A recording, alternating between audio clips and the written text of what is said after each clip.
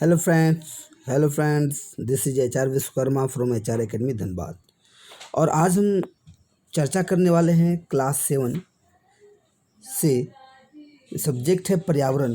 और जितने भी एग्ज़ाम की तैयारी करने वाले विद्यार्थी हैं, चाहे वो सिविल सर्विस के हों या जनरल एग्ज़ाम के हों, वो सभी इस वीडियो पर फोकस कर सकते हैं। और ये जो क्लास 7 का जो है, इस पे हम किन किन बिंदुओं पर फोकस करेंगे। तो सबसे पहला आप देख सकते हो, अध्याय 1 में दिख रहा है आपका पर्यावरण, लेसन 1। लेसन 2 हमारी पृथ्वी के अंदर। लेसन 3 हमारी बदलती पृथ्वी। लेसन 4 वायु। लेसन 5 जल। नेक्स्ट लेसन 6 में आप देख सकते हो प्राकृतिक वनस्पति एवं वन जीवन। लेसन 7 मानवीय पर्यावरण, बस्तियाँ, परिवहन एवं संचार। लेसन 8 मानव पर्यावरण अन्योन्यक्रिया, उष्णकटिबंधीय एवं उपोष्ण प्रदेश। और लास्ट में रेगिस्तान में जीवन। मीन्स क्लास 7 में आपको लेसन 9 मतलब पार्ट 9 पर फोकस करने हैं। और तो जैसा कि सबसे पहला हमारा आप देखोगे यहाँ पर वर्ड दिख रहा पर्यावरण। क्या दिख रहा? पर्यावरण। तो हमारा मेनली टॉपिक होगा पर्यावरण पे चर्चा करें। तो आप देख सकते हो कि जैसे पर्यावरण की अगर बात करें तो इसको रीड करते हुए हम लोग पूरी तरीके से बातों पर फोकस करेंगे। जैसे कहा जा रहा है कि लंबी छुट्टियों के बाद, किसी का यह नाम दिया जा रहा है, कोई भी नाम हो सकता है। जब रवि स्कूल जा रहा था तब उसने देखा कि उसके स्कूल के निकट के खेल के मैदान में खुदाई हो गई थी। वहीं एक मैदान उनके खेलने के लिए वहाँ पर था। देखिए, अभी जब स्टार्ट कर रहे हैं ना, और टॉपिक आपका पर्यावरण, तो आपको पर्यावरण सोच कर पढ़ना। पर्यावरण सोच कर पढ़ना कि आप देखोगे कि मैदान में खुदाई हो गई थी, वहीं एक मैदान उनके खेलने के लिए वहाँ पर था। लोगों ने बताया कि वहाँ अनेक फ्लैटों वाली एक बड़ी इमारत बनेगी। जब रवि को समझ में आया कि मुलायम घास, गेंदे के फूल, तितलियों वाला विशाल मैदान अब हमेशा के लिए नष्ट हो चुका है, तो उसके आंखों से आंसू छलकने लगे। तो बात समझिए, यहाँ पर स्टोरी के थ्रू में आपको किसके बारे में बताया जा रहा है? पर्यावरण के बारे में बताया जा रहा है कि जब वो लंबी छुट्टी या गर्मियों की छुट्टी से पहले जब स्कूल आया करता था तो मुलायम घास वाले मैदान, गेंदे के फूल, तितलियों के विशाल विशाल मैदान, ये सब देखने को मिलते थे। लेकिन छुट्टियों के बाद आया तो वो सब नष्ट हो चुका है। उसने यह बात अपने दोस्तों को बताई, सहपाठियों को बताई। सुबह की सभा में प्रधानाचार्य ने भी बहुत उदासी से कहा, देखो कैसे हमारा पर्यावरण बदल रहा है। हाँ, जाहिर सी बात है, अगर आप देखोगे हमारे जंगल, पहले कितने सारे थे, लेकिन हम लोग अपनी आवश्यकता को देखते हुए जैसे इंसानों की आवश्यकता बढ़ती गई, आप देखोगे वो जंगल नष्ट होते जा रहे हैं, उसे ख़त्म किया जा रहा है अपनी आवश्यकता के लिए। घर बनवाने हैं, बिल्डिंग बनवाने हैं, ठीक है, फैक्ट्री बनवाने हैं। और आप देखोगे कि यहाँ पर देखने को मिल रहा है, कहा जा रहा है कि कक्षा में पहुंचकर रवि ने अपने शिक्षक से पूछा कि सर, पर्यावरण क्या है? जो कुछ भी आप अपने आसपास देखते हो, ये शिक्षक ने बताया। मतलब क्वेश्चन रवि ने क्या किया, पर्यावरण क्या है? तो टीचर ने बताया, जो कुछ भी आप अपने आसपास देखते हो वो आपका क्या देखने को मिलता है? यही पर्यावरण है। तो रवि कहने लगा, इसका अर्थ है स्कूल, भवन, मेज, कक्षा में रखी कुर्सियाँ, यहाँ तक कि खुला मैदान, सड़क, कूड़ा करकट, मेरे दोस्त, ये सभी हमारे पर्यावरण के अंग हैं। तो शिक्षक ने कहा हाँ, लेकिन जरा रुको, कुछ वस्तुओं का निर्माण प्रकृति ने किया है, जैसे पर्वत, नदियाँ, पेड़, प्राणी, जबकि अन्न का निर्माण मानव ने किया है, जैसे सड़क, कार, कपड़े, किताब आदि। आ रहे समझ में? इसका मतलब कि जो भी दिख रहा है वो पर्यावरण के अंग है, लेकिन वो पर्यावरण के अंग को दो भाग में बांट दिया गया। एक प्रकृति निर्मित एक मानव निर्मित। अब दो दो छात्र मिलकर कार्य कीजिए। अपने निकट बैठे सहपाठी के पास सहपाठी के साथ मिलकर प्रकृति एवं मानव द्वारा निर्मित वस्तुओं की सूची बनाइए। आप लोग सोचिए, कमेंट में दीजिए कि प्रकृति द्वारा निर्मित कौन सा है, मानव द्वारा निर्मित कौन सा है। ये आप देखोगे, देखने को मिलते हैं। अब आप देख सकते हो कि जैसे कुछ और भी मुद्दों पर चर्चा करेंगे। जैसे यहाँ पर कहा जा रहा है, रवि, परमजीत, जस्सी, मुस्तफ़ा, आशा अभी यही सूची बनाने के लिए उत्सुक थे कि इकबाल ने पूछ दिया कि हमारा पर्यावरण क्यों बदल रहा है। क्वेश्चन यहाँ पर क्या उठा, हमारा पर्यावरण क्यों बदल रहा है। शिक्षक ने उत्तर दिया, ऐसा हमारी ज़रूरतों के कारण होता। और अभी हमने चर्चा भी किया, अभी हमने बताया ना कि मानव की ज़रूरतों इतनी बढ़ती जा रही है कि पर्यावरण बदल रहा है, पर्यावरण वनों का नष्ट हो रहा है। ये दिन प्रतिदिन बढ़ती रहती है। आप देखोगे पर्यावरण के घटक में आप देख सकते हो क्या क्या दिख रहा है। ये सारे पिक्चर को आप देखिए ध्यान से, ठीक है। पर्यावरण के घटक प्राकृतिक, तो प्राकृतिक में देखिए लेफ्ट साइड दिखाया गया है ना। आप देखो क्या है, वायुमंडल के अंतर्गत जल, जलमंडल के अंतर्गत स्थल, मंडल के अंतर्गत स्थल। फिर आप देखोगे उसके बाद राइट साइड देखोगे तो लेफ़्ट साइड में क्या दिख रहा है, लेफ़्ट साइड में ये सारा प्रकृति निर्मित दिखाया देखने को मिल रहा है, सजीव है, जीवमंडल देखने को मिल रहा है। उसके बाद राइट साइड अगर आप देखते हो तो क्या दिख रहा है, इमारतें हैं, पार्क दिख रहे हैं, पुल हैं, सड़कें हैं। अभी हमने लिस्ट बनाना, अभी आपको बताया था कि लिस्ट आप बना के दिखाया, लेकिन वो मैंने दिखाया। उद्योग, स्मारक, ये सब आप देखोगे, ये सब मानव निर्मित देखने को मिलते हैं।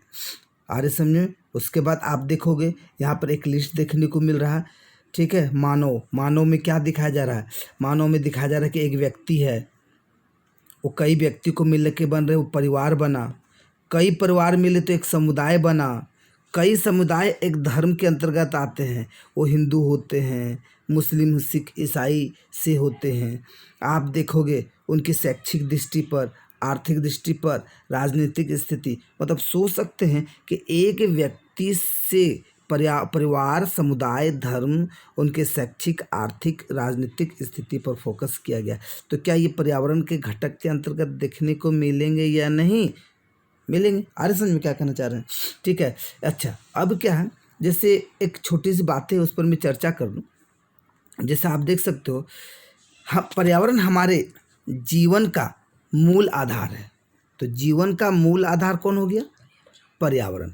यह हमें सांस लेने के लिए हवा, पीने के लिए जल, खाने के लिए भोजन, रहने के लिए भूमि प्रदान करता है। मतलब सोच ले, जितनी अहम आवश्यकता वाली चीज़ है वो हमें पर्यावरण से ही मिलती है।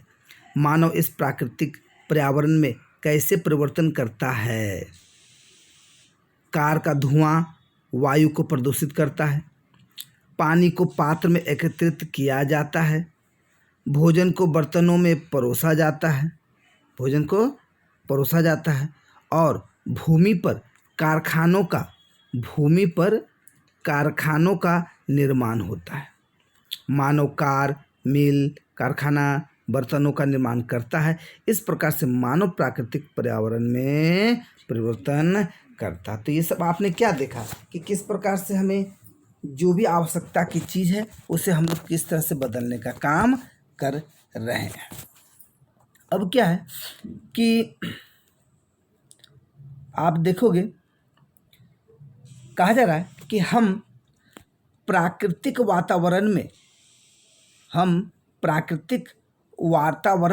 परिवर्तन करते हैं। तो प्राकृतिक जो है वो किस में परिवर्तन कर रहे हैं, वातावरण में।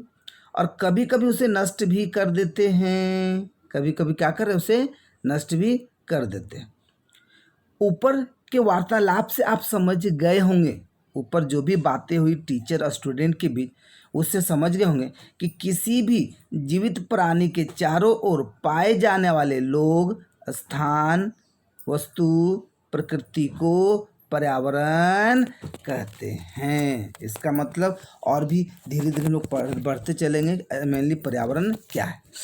यह प्राकृतिक एवं मानव निर्मित परिघटनाओं का मिश्रण है। फिर से सुनिए, यह क्या बोला जा रहा है? प्राकृतिक, क्या बोला जा रहा है? यह प्राकृतिक मानव निर्मित परिघटनाओं का मिश्रण है।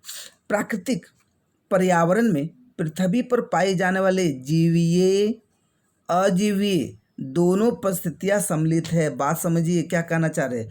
पर्यावरण का अलग अलग शब्दों में इसको क्या किया गया? परिभाषित किया गया। अभी आपने देखा जो जीवित प्राणी के चारों ओर पाए जाते हैं, पाए जाने वाले जो भी हों, लोग, स्थान, वस्तु, ये सबको पर्यावरण कहते हैं।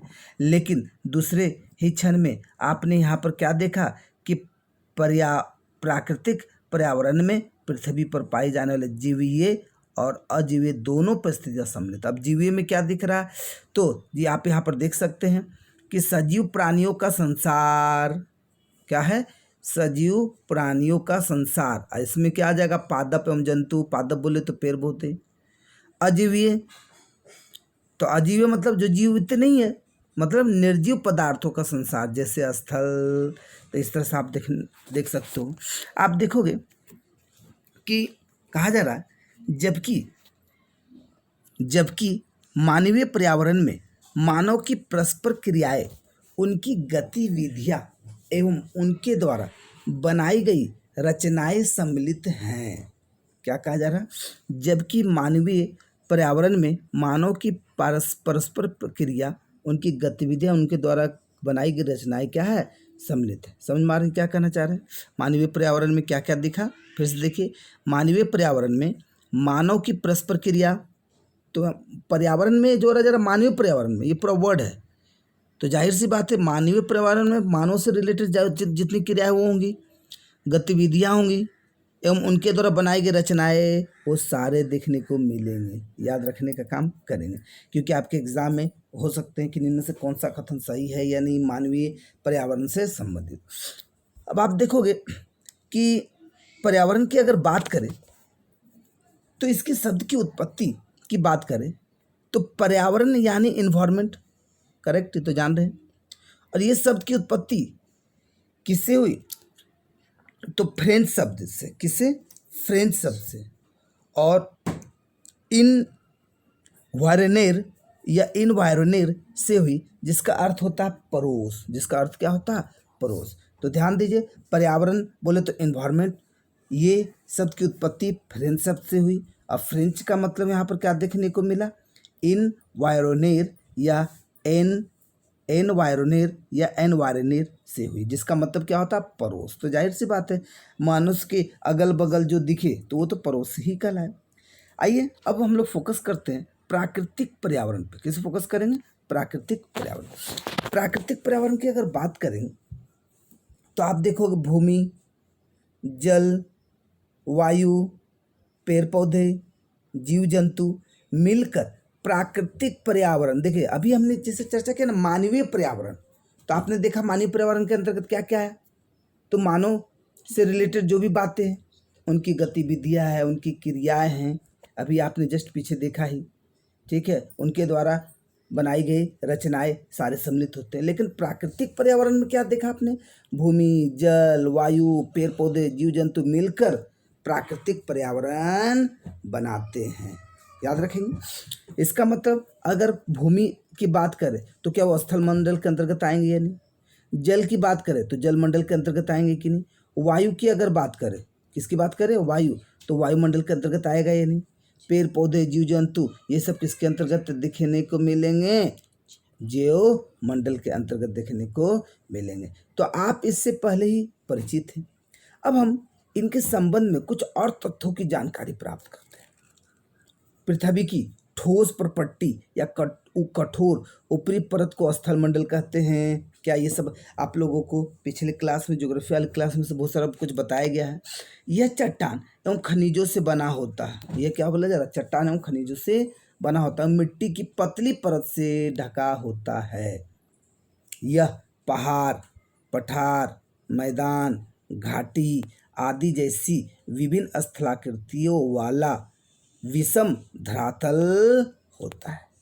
ये स्थलाकृतियाँ महाद्वीपों के अलावा महासागर की सतह पर भी पाई जाती है, जो कि आप लोगों को ज्योग्राफी के टॉपिक में बताया जाता है। महासागर की बेसिन की रूप रेखाओं के अंतर्गत बताए जाते हैं। शायद आप लोगों ने पढ़ा होगा तो ठीक है, नहीं तो आप देखोगे, आपने सुना होगा उसमें मग्न तट, उत्थान, ढाल, महासागर, है ना, इस तरह का बहुत सारा कुछ देखने को मिला। कटक, केनियन कहा जा रहा है। नेक्स्ट है कि स्थल मंडल पे फोकस किया जा रहा है।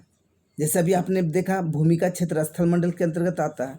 तो स्थल मंडल वह क्षेत्र है जो हमें वन, कृषि, मानव बस्तियों के लिए भूमि, पशुओं को चरने के लिए घास स्थल प्रदान करता है। मतलब आप स्थल मंडल को डिफाइन कैसे किया आपने, तो देखिए यहाँ पर अभी क्या छोटे छोटे सेंटेंस पे आप डिफाइन कर रहे हैं, धीरे धीरे आप बढ़ते जाएंगे। 7 क्लास, 8 क्लास, 9 क्लास, 11, 12 और स्पेशली आपके जो नोट्स होते हैं उसमें आप देखेंगे स्थल मंडल ये सब को किस तरह से परिभाषित किया गया।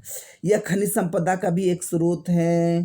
तो जाहिर सी बात है स्थल मंडल में जो जो दिखा वो सारे स्थल मंडल के अंतर्गत देखने को मिलेंगे, जो कि आप देखोगे कि आप यहाँ पर इस पिक्चर में आप देखने को मिल सकते हैं। यहाँ पर देखिए जलमंडल, वायुमंडल, क्या इस तरह का यहाँ पर पिक्चर में दिख रहा है या नहीं दिख रहा, ठीक है। जो मंडल, स्थल मंडल, वायुमंडल, ये सारा कुछ आप देख सकते हैं।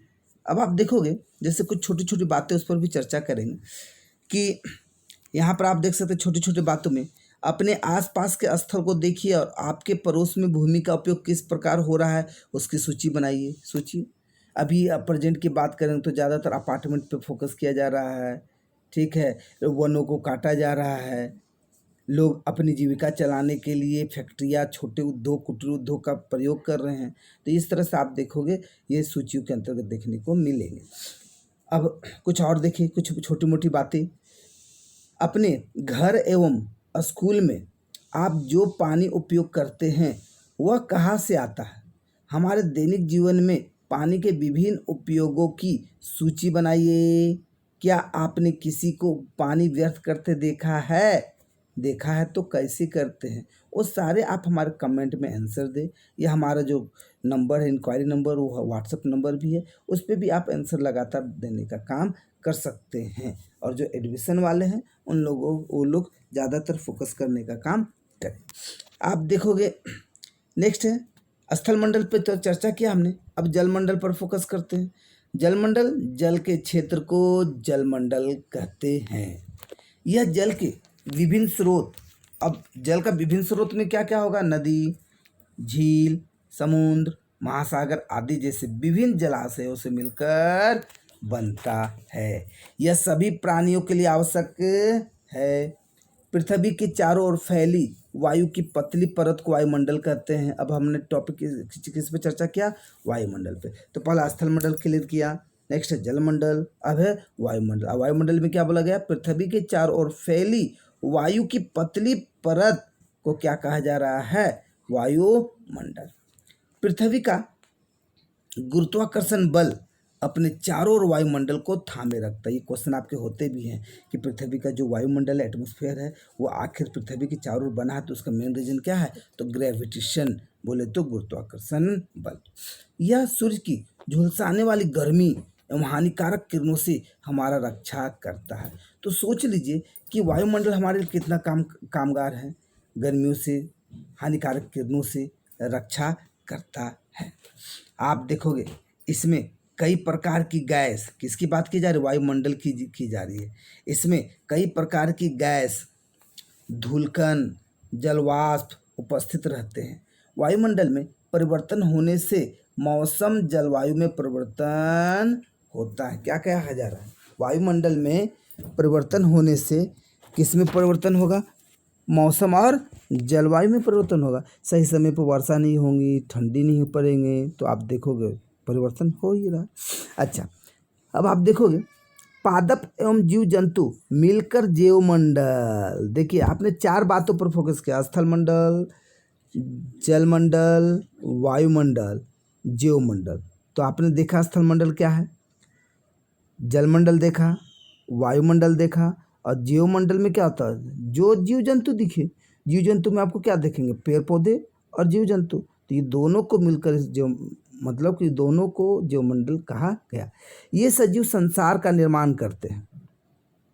यह पृथ्वी का वह संकीर्ण क्षेत्र है जहाँ स्थल जल वायु मिलकर जीवन को संभव बनाते हैं। मतलब जीवमंडल के अंतर्गत आपका स्थल मंडल, जल मंडल, वायुमंडल, ये सारे देखने को मिलते हैं। नेक्स्ट है वर्ड आपको देखने को रहा पारितंत्र। क्या दिख रहा है? पारितंत्र क्या है? पारितंत्र बोले तो इको सिस्टम। जैसे आप देखिए पारितंत्र की बात करें तो यह वह तंत्र है जिसमें समस्त जीवधारी आपस में एक दूसरे के साथ तथा पर्यावरण के उन भौतिक एवं रासायनिक कारकों के साथ परस्पर क्रिया करते हैं। फिर से ध्यान दीजिए, पारितंत्र बोले तो वह तंत्र जिसमें जीवधारी आपस में एक दूसरे के साथ तथा पर्यावरण के उन भौतिक एवं रासायनिक कारकों के साथ परस्पर क्रिया करते हैं जिसमें वे निवास करते, मतलब सब एक दूसरे पर निर्भर होते हैं, एक दूसरे के पूरक होते हैं। ये सब ऊर्जा और पदार्थ के स्थानांतरण द्वारा संबंध है। जैसे आप देखोगे यहाँ पर अब कुछ क्लास में चर्चा की जा रही पारितंत्र को लेकर। रवि की कक्षा के एक एनसीसी कैंप में जेस्सी ने आश्चर्य से कहा, कितनी मूसलाधार वर्षा हो रही है, इससे मुझे अपना केरल याद आ गया।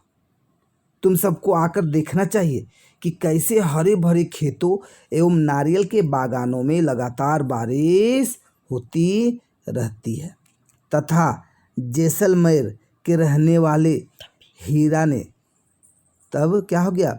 जैसलमेर के रहने वाले हीरा ने आश्चर्य से कहा, हमारे यहाँ वर्षा होती ही नहीं है। जाहिर सी बात है, आप देखोगे मानसून का या वर्षा का पता साउथ के ज़्यादा लोगों को ज़्यादा पता चले, लेकिन जो राजस्थान के लोग हैं उनको वर्षा का पता चले ही नहीं। कहा जा रहा हमें तो दूर दूर तक केवल कीकर रेत ही नज़र आती है, लेकिन वहाँ ऊँट भी तो मिलते हैं, रवि ने कहा। बात समझिए क्या कहना चाह रहे हैं। अब क्या है, आप देखोगे ये सारे दिखाया गया है जीव जंतु पादप किस तरह से एक दूसरे पर ये निर्भर हैं। अच्छा, अब क्या है, तब हीरा ने कहा कि ऊँट तो मिलेंगे ही, जब तुम हमारे रेगिस्तान आओगे तो तुम्हें सांप, छिपकली एवं अनेक कीट भी देखने को मिलेंगे। रवि हैरत में पड़ गया। विभिन्न स्थानों पर पाए जाने वाले जीव जंतु, वनस्पति एवं लोगों के रहन सहन के तरीके इतने भिन्न क्यों हैं? क्या सभी का एक दूसरे के साथ संबंध है? तब टीचर कहते हैं, बिल्कुल, बहुत संबंध है।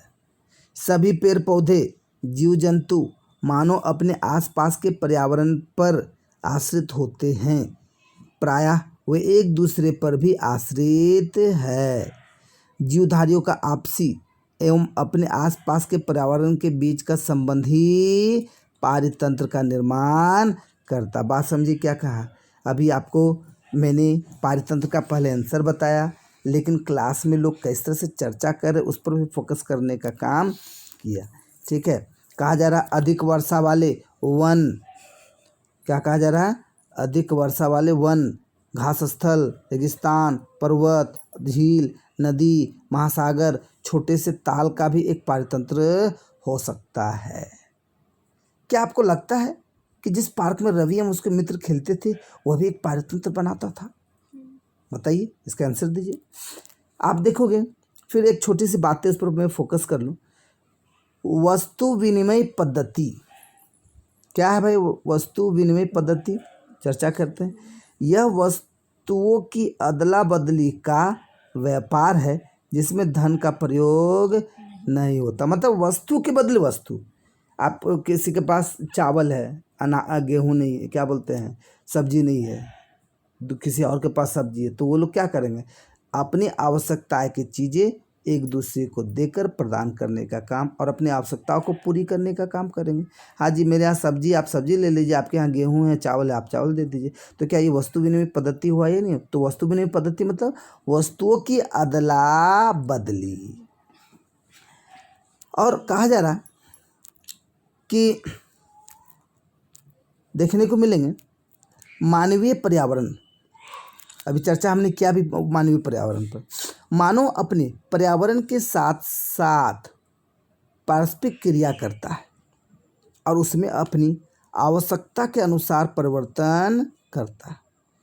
प्रारंभिक मानव ने स्वयं को प्रकृति के अनुरूप बना लिया था। उनका जीवन सरल था। आसपास की प्रकृति उनकी आवश्यकताएं पूरी हो जाती थी। ठीक है। समय के साथ कई प्रकार की आवश्यकताएं बढ़ी। याद रखने का काम करेंगे। समय के साथ साथ क्या हुई? कई प्रकार की आवश्यकताएं बढ़ी। मानव ने पर्यावरण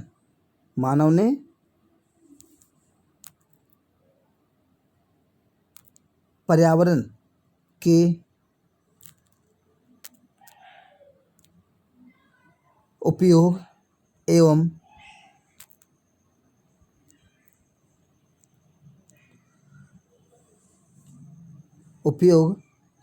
कहा थे हम लोग, आवश्यकता पूरी हो जाती है और समय के साथ साथ कई प्रकार की आवश्यकताएं बढ़ी। मानव ने पर्यावरण के उपयोग एवं उसमें परिवर्तन करने के कई तरीके सीख लिए। उसने फसल लगाना, पशु पालना, अस्थायी जीवन जीना सीख लिया।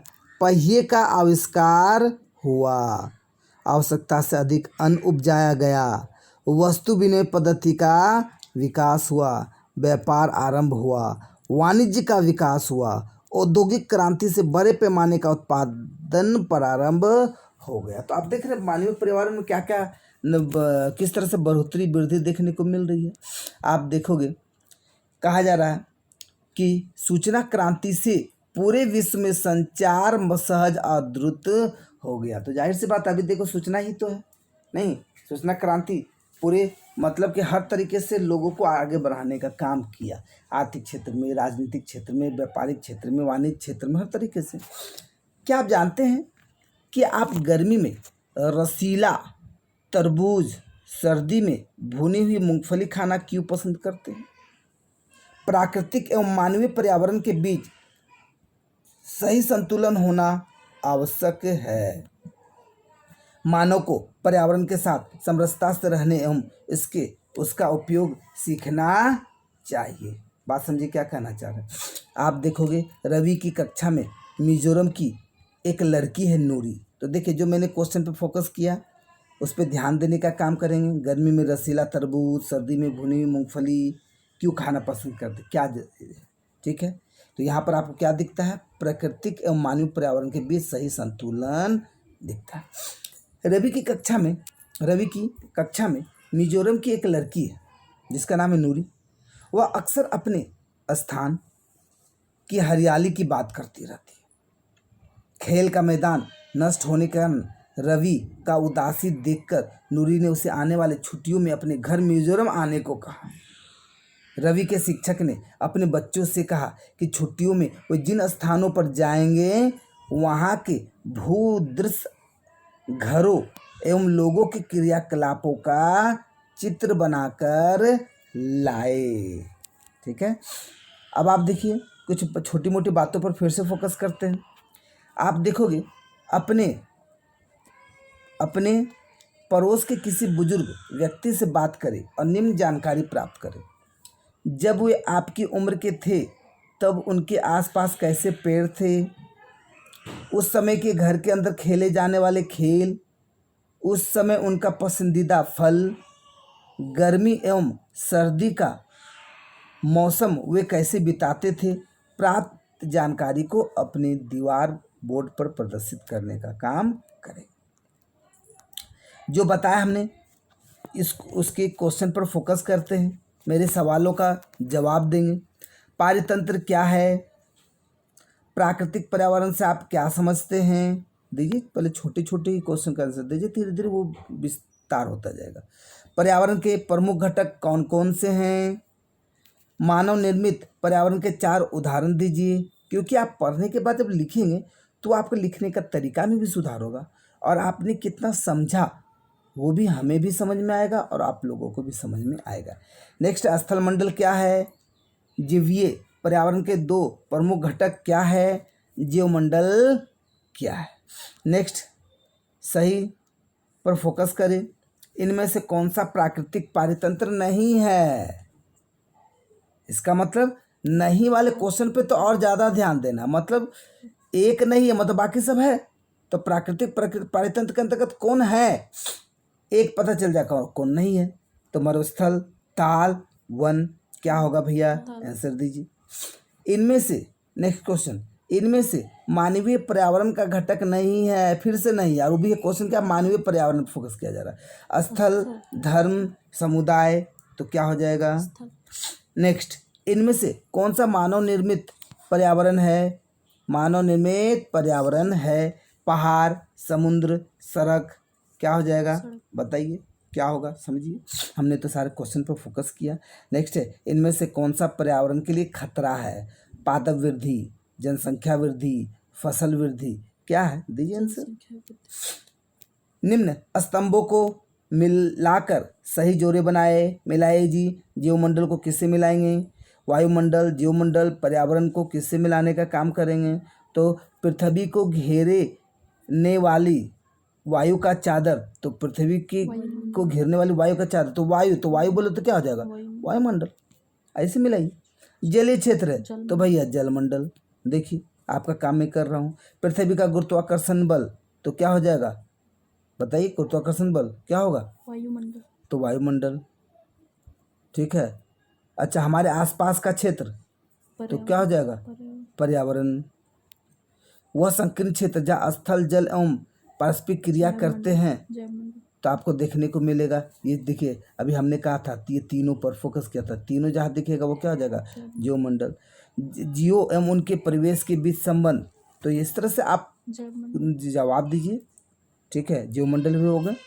अब है अगला, कारण बताइए, मानव अपने पर्यावरण में परिवर्तन करता है क्यों, क्या कारण भैया, तो मैंने तो आवश्यकता के कारण, बाकी आप अपने आंसर देने का काम करें। पौधे एवं जीव जंतु एक दूसरे पर आश्रित हैं क्यों, बताइए, जवाब दीजिए। और कुछ क्रियाकलाप एक आदर्श पर्यावरण की कल्पना करें जिसमें आप रहना चाहेंगे, अपने इस आदर्श पर्यावरण का चित्र बनाए। तो इस तरह से आप देखोगे हमने सारी बातों पर फोकस किया। नेक्स्ट क्लास 7 के अगले एपिसोड पर फोकस करने का काम करेंगे। शेयर सब्सक्राइब जरूर से जरूर करें। धन्यवाद।